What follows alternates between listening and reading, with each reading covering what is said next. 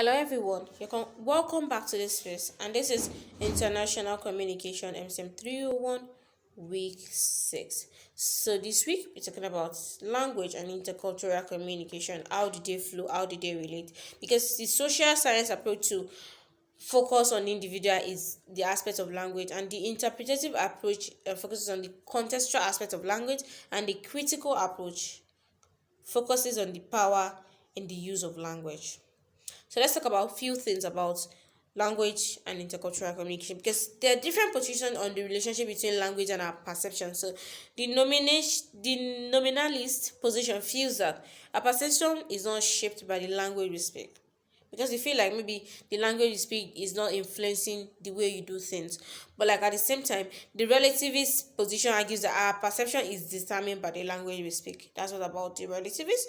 And the qualified relative position argues that language influences how we perceive things. Imagine, like, that's just it. So, like, when you talk about communication styles can be high context or low context, more direct or indirect, or more elaborate, and that has to do with the way we flow in our language. How do we communicate? Is it directly? Is it indirectly?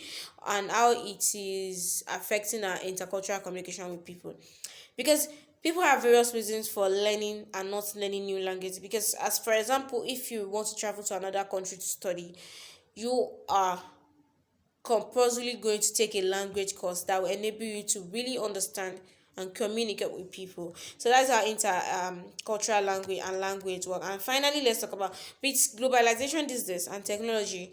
It has affected so many languages such that English became so important worldwide. Like, you just have to understand English to, like, survive in so many countries. And when we're talking about that, let's talk about dimension of nation state cultures too.